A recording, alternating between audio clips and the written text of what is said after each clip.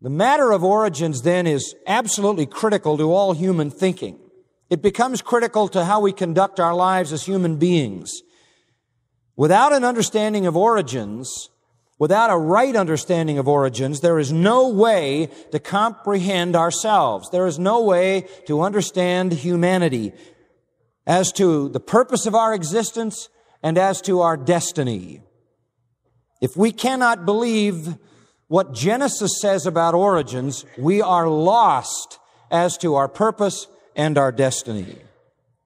Whether this world and its life as we know it evolved by chance, without a cause, or was created by God has immense, comprehensive implications for all of human life. Now, there basically are only two options. You can either believe what Genesis says or not. We have two options. Either we evolved out of the slime and can be explained only in a materialistic sense, meaning that we're made of nothing but the material, or we have been created by God and made in His image in a heavenly pattern. Now, what evolution basically says is that over time, by chance, matter evolved into the entire universe. Jacques Monod won this is unthinkable, the Nobel Prize for biology. And in his book, Chance and Necessity, he says this: man is alone in the universe's unfeeling immensity out of which he emerged by chance. That's the Nobel-winning biologist. Chance alone is the source of every innovation. Chance alone is the source of all creation in the biosphere. He writes, pure chance, absolutely free but blind, is at the very root of the stupendous edifice of evolution. So Monod says it's just chance. Noted evolutionist J.W. Burrow writes in his introduction to The Origin of Species, nature, according to Darwin, was the product of blind chance and a blind struggle, and man a lonely, intelligent mutation, scrambling with the brutes for his sustenance. To some, the sense of loss was irrevocable. It was as if an umbilical cord had been cut, and men found themselves part of a cold, passionless universe. Unlike nature as conceived by the Greeks, the Enlightenment and the rationalist Christian tradition, Darwinian nature held no clues for human conduct and no answers to human moral dilemmas, end quote. I mean, man was just cut loose from any meaning whatsoever. He is a lonely, intelligent mutation produced out of chance. He is protoplasm waiting to become manure. Now, that is a far cry from being created in the image of God. So when scientists attribute instrumental power to chance, listen carefully, they have left the domain of reason. They have left the domain of science. They have turned to pulling rabbits out of hats. They have turned to fantasy. And then all scientific investigation becomes chaotic and absurd because it can't really yield what it should yield because they won't allow it to. And they keep trying to make us believe that chance exists as a force. And that everything by chance spontaneously generated. Nobel laureate George Wald, brilliant man, I quote him, "One has only to wait. Time itself performs the miracles. Given so much time, the impossible becomes possible, the possible probable, and the probable actually certain," end quote. What in the world is that? That is just double talk. That is absolutely meaningless. Self-creation is absurd. No matter how much time, a well-known scientist named Herbert Spencer died in 1903.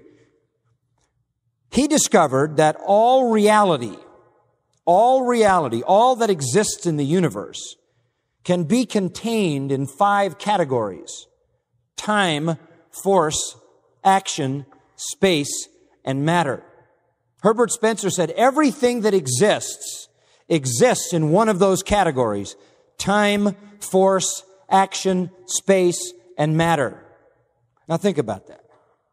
Time, force, action, space, and matter. That is a logical sequence. And then, with that in your mind, listen to Genesis 1:1. In the beginning, that's time. God, that's force. Created, that's action. The heavens, that's space. And the earth, that's matter.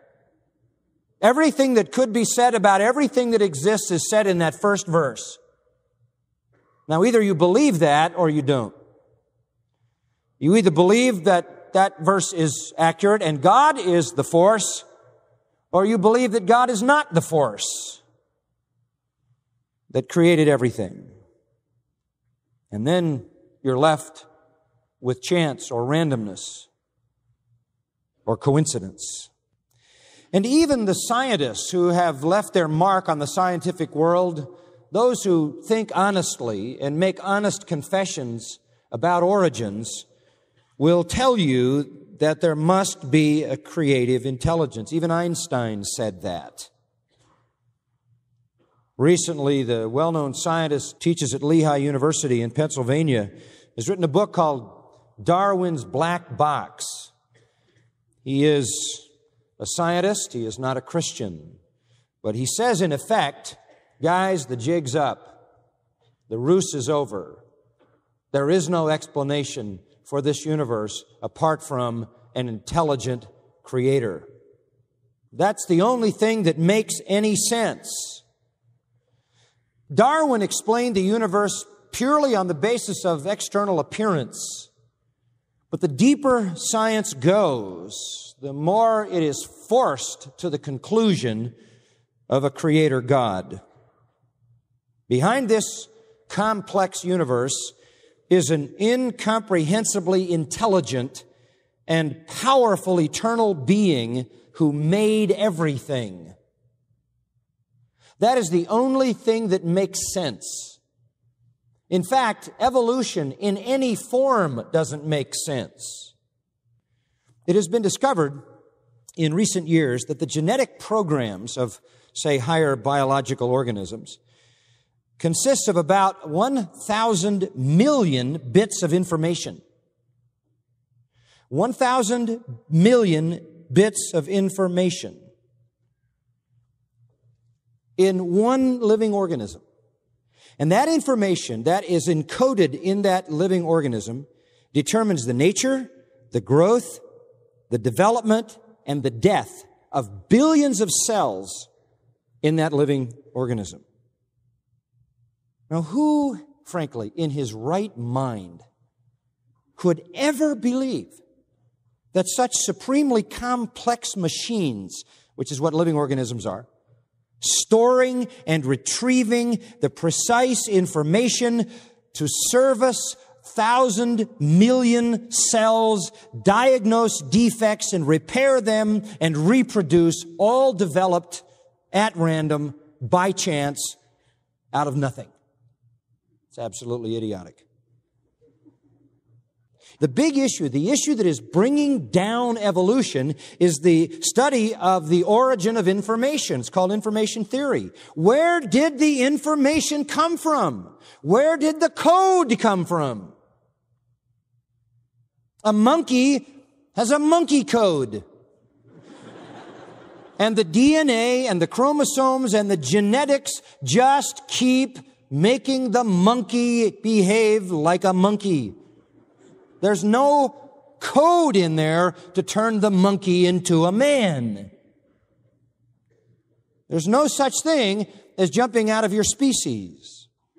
Well, they got all excited in science. Wilder Smith talks about this, as do some other writers I read, when they got into polymers and they were looking at some things saying, well, maybe those polymers are the transitional things. They look a little unusual. They're a little out of the normal. Maybe they were the transitions, and the longer they studied those, the more they realized those were just elements of the encoded information doing repair work because there was some reason to repair. That's why it was a little unusual, because it was repairing damage to that living organism. And after all, polymers weren't transitional forms at all. They were just encoded information in the DNA that you didn't see until there was a need to repair something. It's incredible. Where did this genetic information come from?